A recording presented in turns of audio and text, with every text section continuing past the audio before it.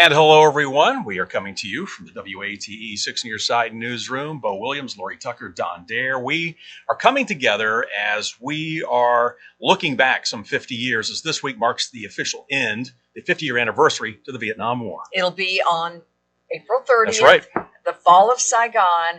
And it took a while, obviously, Don, to get there. And you were there for much of this. And that's what we're going to be talking about today. Yeah, we were there 3 years prior, but it was as if I was still there. Even it had been, I left in 72, but you just continually kept up with everything that was going on. Oh, sure. And the peace accords were signed in 73, right? So That's it correct. took a while for us to get to the point where finally Saigon fell. It sure did. And along the way, I was in Nashville in 1973, so I was there through 74, 75, and we did quite a few stories about Vietnam, not necessarily Vietnam veterans, but we had the POWs. And the POWs, prisoners of war, were a big issue in 73 and 74, and not 74, but in 73, because they were still there and they were trying to get them back, and there were protests. And in fact, I was there for the return of a missing in action airman. And we did that in 1975. And we still hear about efforts to bring some of our MIAs Still home. so many. I mean, if you really look at the numbers, it's still staggering how many MIAs there are still. Yeah, there are quite a few there. And Bill Robinson, who we'll talk about later on, he's the longest held enlisted POW. And Bill always talks about bringing home those missing in action. Well, in the meantime, we often say our own veteran, Don Dare, because you do so many stories on our veterans and they're so touching and so moving. And we want to put a spotlight on your service. You and I got together and went through your scrapbooks, and then we went to D.C., Washington, D.C. with Honor Air. Yep. Can you believe it's been 7 years? Yeah, it seems like yesterday. I still have it on my phone. Oh, my goodness, Don. Well, let's take a look and let you see those pictures in that video right here from our story on Don Dare's service in Vietnam. This is a officer candidate school, infantry officer candidate school. Don Dare sharing with me his military memories from 50 years ago, friends he made during his time in the service, some who didn't come home. He was the point man on a patrol, and he stepped on a landmine. Oh, no. Donald James Dare was on a different course in his service of our country. In 1968, college deferments ended, and that was my senior year. A group of us guys at North Carolina Wesleyan College who wanted to chart our own destiny with the military went to Raleigh and took officer candidate school tests. I qualified for Army Officer Candidate School. After Infantry Officer Candidate School, the second lieutenant entered the Signal Corps at Fort Gordon, Georgia, and through that came Don's introduction to television. Well, I produced a weekly safety show, and I also helped write and narrate some training videos for the Signal Corps. In 1969, I was assigned to that television division in Fort Gordon. I was there for nearly 18 months, got my orders for Vietnam, went over to Vietnam not knowing what I was going to do. Don landed in Saigon at the U.S. Armed Forces television station. As the conflict was winding down, danger still a threat. We were in the big city, and we weren't out in the field. We were safe. Fortunately, I had the infantry training, and we had guards around our TV station. And it was a serious thing for me because through the infantry training, I knew that we needed to protect our compound. There too, Don's service through reporting, producing, and anchoring was welcomed. We helped produce the 6 o'clock TV show, the 10 o'clock TV show, and then from midnight until 5 a.m., I helped produce and also did the anchoring of the radio news. Don has an Army Commendation for his work at Fort Gordon, a Joint Service Commendation Medal for his 2 months of work on the legendary Bob Hope Show, and the Bronze Star for good service. True to form, Don's humility shines through. To me, the real medals are the ones that you win in combat. These are commendation medals for good service, and that's important. but a Bronze Star for valor is really, to me, a Bronze Star. A Bronze Star for good service is a medal for good work. And you're known for your good work in this industry and in service to our country. Thank you. So thank you, Don. Yes. Yeah, thank you. And I have to ask you, because I know in that story, it was talking about, when you were going over, you weren't sure what you were going to be doing as you went over there. As a young boy, what was going through your mind at that point when you were heading over to Vietnam? What was kind of going through your head at that moment? Where will I be? Right. Yeah. Where will I be, and how prepared will I be? Because I knew I would be a Signal Corps officer. I had gone through Signal Corps training, but I forgot a lot of the Signal Corps training that I had received. So there's a lot of things going through your head as you're heading over so there. I was concerned. But interestingly enough, when I was with the television division in Fort Gordon, I knew the telephone number of American Forces Vietnam Network, and I knew who to write to. So what do you do when you want a job? You send them a resume. There you go. So I sent a resume. I knew where to send it. And as soon as I got in country and I knew the telephone number, I called the exchange and got the captain. And he said, "You're with us." Whoa. Oh, my goodness. You're with us. I have to wonder the conversations you must have had with your parents about this, because a lot of my friends had older brothers who went to Vietnam and served in Vietnam. And there were lots of discussions in families about what they were going to be doing. There were so many unknowns, as you said. Yeah. A lot of people didn't even understand this war. It was called a conflict for so long. Yeah, it was. I think those that I talked with, well, my wife, my wife was the one that I was talking to all the time. That's true. You were married at the time. I was married at and the still time. are. Yeah, 55 years. Oh. And so mom and dad, of course, were concerned. Yeah. But I said, "Don't worry. Whatever I do, I'll be fine, because I'm going to be with the Signal Corps." So, and the Signal Corps is in support. Yeah. Pat Paulus, who I talk about in the story that we're doing on the Fall of Saigon, he was a Signal Corps officer who had gone through OCS. He was there for 2 tours, and he was in charge of a signal company, and I never had to do that.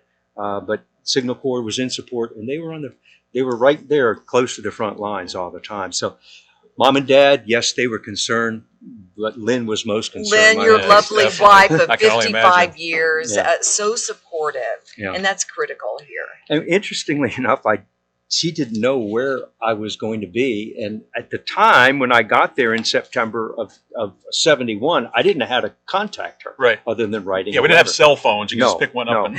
And Yeah. it was. And I didn't know how to get in touch. I didn't even know where the telephone concessionary of the USO was at the time. So I just wrote her a letter, and I'm sure she got it a week later, and I was already at the TV station in Saigon. We were very, very lucky, those of us who were at the TV station. But you were right there. Yeah. And we'll talk more about Saigon and how it's changed coming up in just a bit. But reporting on these and incidents and finding out, it was not easy. Although television back then, it was the first war that people at home were able to see on video, on camera, playing out. So how did that factor into your coverage? With those of us who were at the TV station, we received video from the networks, okay? So the big 2-inch tapes were flown in from American Forces Television Service out of Los Angeles, flown to us. We had CBS and we had ABC news stories, and we cut stories out, edited stories out that covered Vietnam. We did not actually do the corresponding there from our station. When we were on radio, we anchored the news. Every hour we did that. But our television was on between 6 o'clock and 10 o'clock. We had those newscasts, full half-hour newscasts, seen in Saigon, and we had 4 other TV stations at the time. And so they also did the same thing there. And what we did is we reported what was going on in Vietnam the day before, if you will. Gotcha. American Forces Radio and TV in Vietnam. We also operated technically what they call the 5 o'clock follies. Every afternoon at 5 o'clock, the U.S. military spokesperson was down at a hotel in downtown Saigon, and they had a briefing for all the correspondents who were there. And so they asked them questions. And did we get the report on what was said that day? No. We had to wait until we had verification that we could report it. Wow. So you I were guess dealing with an embargo. Right, exactly, for Yeah. like a day. We were dealing 24-hour with, embargo. and so I had to, if there was a story on Vietnam that came across the wire, either television or Right. radio, I had to contact, as the news officer, if you will, at the time, I had to contact my commanding office, which was the Public Information Office, and say, here's what we're going to run. Is this accurate? Oh.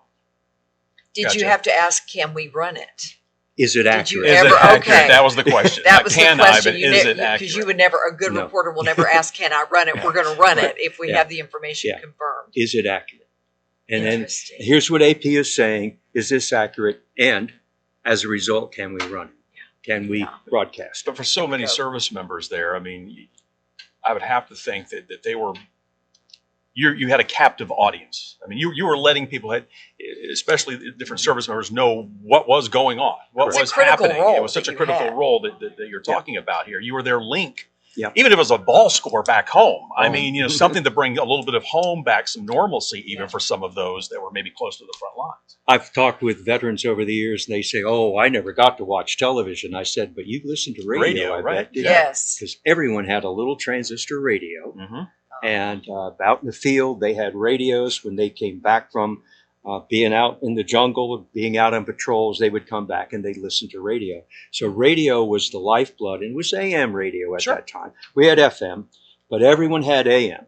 And so they would listen to the rock and roll. Mm-hmm. Perhaps you've seen Good Good Morning Morning Vietnam. Oh, Exactly, yeah. yes. That took place basically in 1966. Right. And I was there in 71, so we didn't have the strict standards that they had in 1966. We were able to rock and roll, and so we did.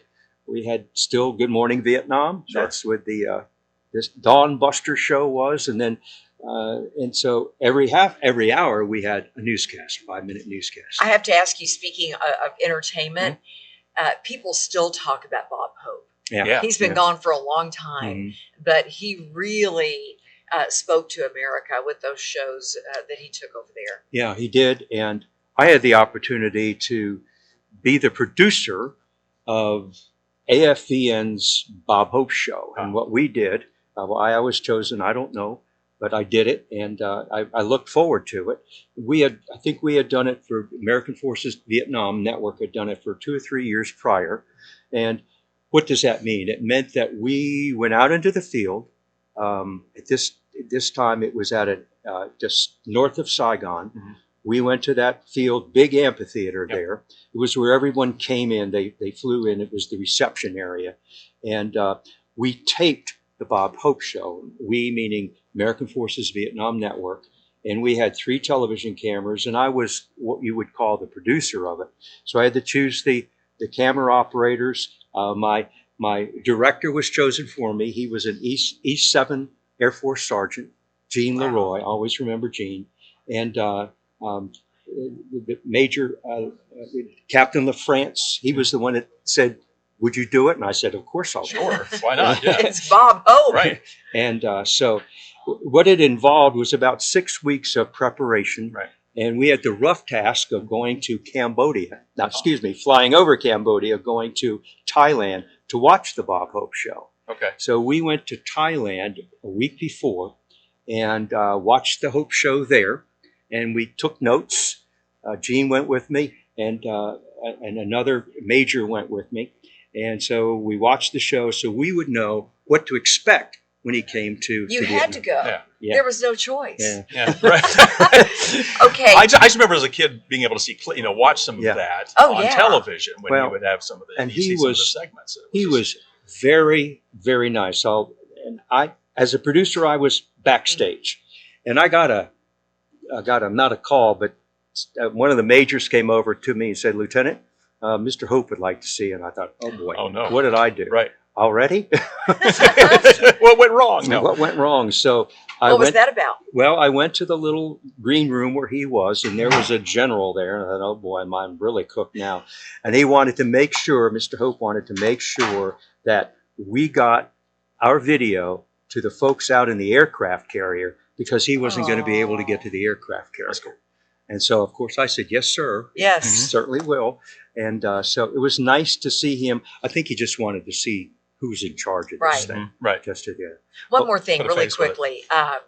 Who was on the show? What entertainers were on that show that you enjoyed meeting? Martha Ray. Oh, Wow. Martha Yeah. Ray. I remember Martha Martha Ray. Ray. Yeah. She was a comedian from the 40s, 50s, and Huge. Had a long 60s. career. Yeah. We all saw her on television, all of the shows on television, Mhm. and I knew it, and other people knew it. But she had been in the reserves as a nurse, Mhm. and so she is there in her uniform, her jungle fatigue uniform, Mhm. with a little lieutenant colonel bars on her, and she was. I saw her coming, and I said hi. That was neat. That's awesome. Yeah. That's cool. That's cool. I just stopped her and said hi and hugged her. Aw. Yeah. Well, again, Don, thank you so much for your service and kind of letting us walk along with you Yeah. during those days Yeah, as we think about this important day in history. 50 years ago on April 30th, the Vietnam War finally ended. Yep. We're going to talk a little bit more with Don. So stay with us. We're going to take a quick break, and we'll be right back. Glad you're with us today as we kind of walk down memory lane. And an important part of our history, our own Don Dare is a Vietnam veteran. And we've been talking about, Don, your service to our country in Vietnam. And you said something in the newsroom the other day that really gave me pause. And you said, back when I was in Saigon, it looked far different than it does today. Yeah, Saigon was an old French town, and big, wide streets, broad streets, beautiful town. It had wonderful architecture, and it was old though. Yeah. And people were poor, and then there was the other side where the wealthy lived as well. Right. But it was a nice town. It was easy to get around, and it was a safe town at that time. Saigon had been hit during the Tet Offensive in 1968, Right. but by and large, it was very safe for those of us who worked in Saigon.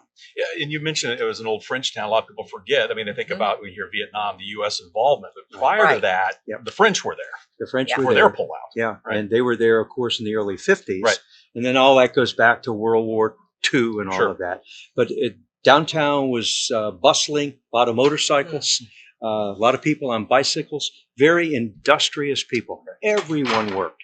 Everyone worked. Even the little kids worked, shining your shoes or trying to sell you something. Let me ask you this, Don. Recently, we aired here on WATE a special looking back on the Vietnam War, and a handful of veterans had gone back. Yeah. Have you ever gone back? Have you ever thought about going back? Any desire to go back? Is that ever? No, I don't have a desire to go back, but those who have gone back said they really enjoyed it Mhm. because what they got to see was a completely different, Right, sure, a different country. very Yeah. modern. Sure. There's 10 million people there now. There were roughly a million and a half when I was there, so that is a big difference. Very modern city. There's so many emotions when you think about the people who go back. There were so many emotions, well, around any war, but this one, with the lack of a homecoming that we Mhm. all know about, some soldiers coming back were even the victim of someone spitting on them. I mean, it's just horrible, ugly things happened. Only now, in the last, say, decade or so, maybe 20 years, Mhm. have people been thanking Right. them for their service. But a lot of people from here who have gone back Yeah. have said it's good that I went back because I do have a different feel. And I met a woman, Jacqueline Bridgman. She was one of our remarkable women. Her brother served in Vietnam. Her uncle served in Vietnam. They didn't want to go back. The brother didn't. But she said, I want to go because I was a little kid when you went and I wanted to understand Mhm. at least where you were. Mhm. So I think that's really interesting too. Yeah, I don't have a desire to go back Yeah, because I want to remember it as as it was. it was at that time. Yeah, yeah. It's understandable. Yeah, definitely, definitely. My father, a side story here. His best man at his wedding flew helicopters Mhm. during Vietnam. It had 3 of them shot out from underneath them, Mhm. but would keep going back Mhm. to fly. But again, a totally different scenario than what you were a Yeah. part of there. But again, it just shows too, though, the will of the American soldier. That you guys were there. Again, a lot of people are asking, why are we there? But you were there. You knew you had a job to do. And every one of those that I've run across over the last 50 some years, those who were there, they may not have liked it. None of us liked it Right. when we were there, but they were proud of what they did Right. and proud of the men that they were with. And it doesn't matter what you did. This is something Right. that I found out. Mhm. I joined the Vietnam Veterans of America in the early 1990s.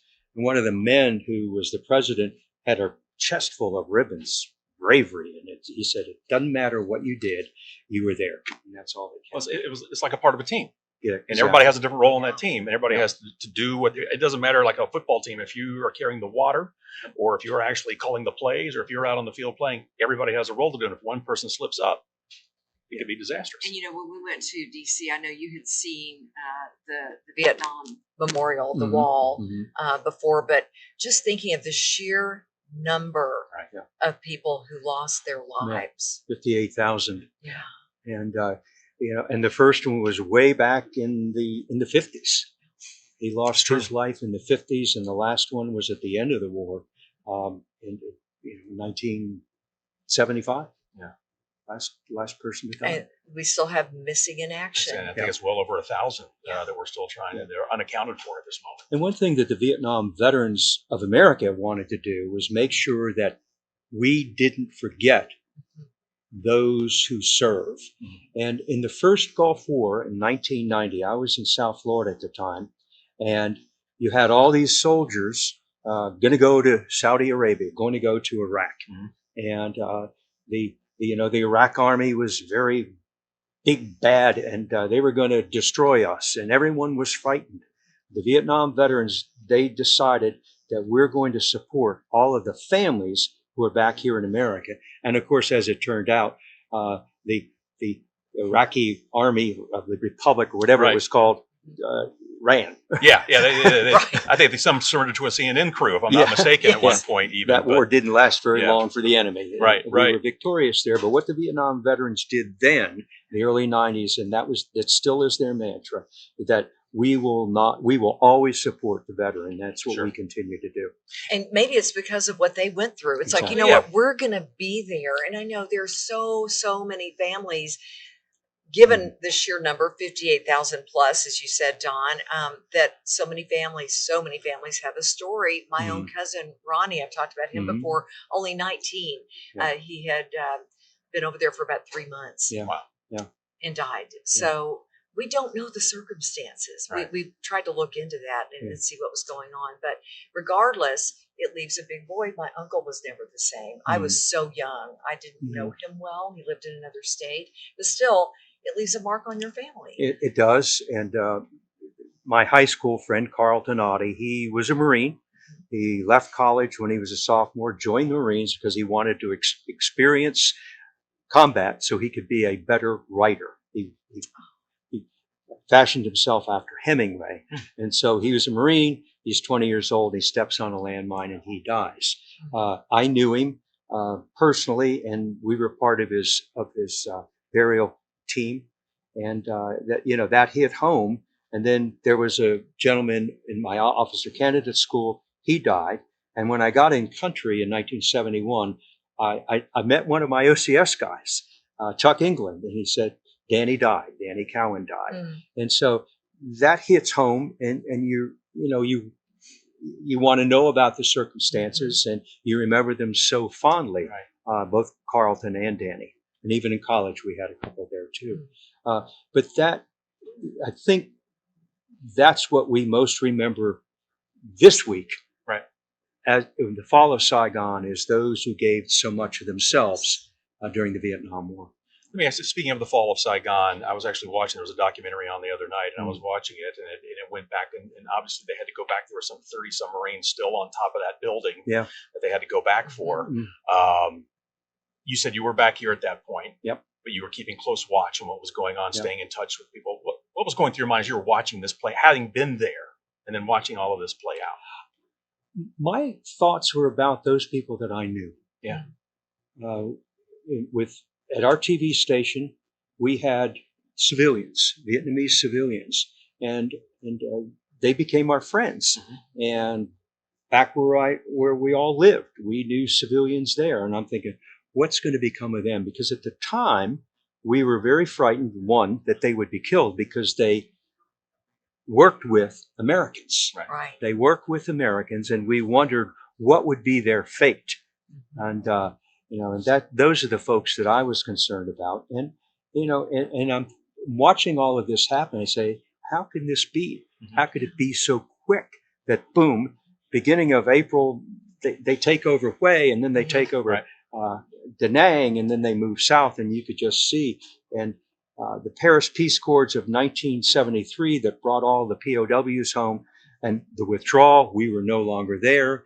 And then there was the fight in Congress. What do we do? Do we give them more money? No, we don't. Yes, we do. And then the very end. Oh, and the one that was really difficult was watching the baby lift. There was a big baby lift in a week or two before that. And I think that's when was the lowest point, because that big C-5A took off with all those children aboard and Americans and crashed. Right. And I always remember Murray Frampton from CBS News in his report, and because he was right there when it crashed, and how emotional that was for everyone. And we thought, oh Lord, this is going to be it. I have to say, for those of us that are younger, Yeah. watching this play out in Afghanistan Right. recently, you Right. know, and trying to get people who are, helping our troops, trying to get their families out, the families just trying to get out. Yeah. It was somewhat reminiscent. I guess that'd be the easiest or the best thing to compare for those that don't remember or weren't alive back in 75 to say this was kind of what maybe a lot of you were seeing. And there were still civilians there. The military was gone, with the exception of those at the embassy. Marines were there. They were guarding the embassy and making sure that everyone was safe, driving back and forth. The Air Force was still there. Right. They were all out at sea. Mm-hmm. There was a lot of folks out at sea, and that's where the helicopters were. And so getting those, nearly 2,000 Americans out of there, and all of the civilians who were South Vietnamese who had supported the government. Don, we're almost out of time, but as we leave you, looking back, let's look at the legacy, which is not all good. I mean, we heard terms like PTSD for the first time in Vietnam, Agent Orange, all the things that's a sacrifice that so many veterans continue to carry from Vietnam. And they do today. We did a story with a Vietnam veteran who was hit by Hurricane Helene. His house is gone, and he had PTSD. And you can tell these men who had PTSD. Hero, he had 2 Bronze Stars for Valor and Purple Heart, and PTSD is what affected him, because he doesn't trust the government, which is sad. It's a lot. It is a lot to take in. But Don, again, we appreciate everything you've done. And it's an honor to work alongside of you and call you a friend. We've learned so much from you. Yeah, and we can still see your service, whether it's with scouting, the stories that you do. Yeah. You're so much about giving back to the public. It seems like you've just continued your service to give back and help out the community. We appreciate that very much. Just the way you carry yourself every day. Well, thank you. Thank you. And thank you to all our veterans out there, those who have served and those that continue to serve. But again, that's going to wrap it up. Don, again, thanks a lot for your time. Thank you. And thank you for being with us.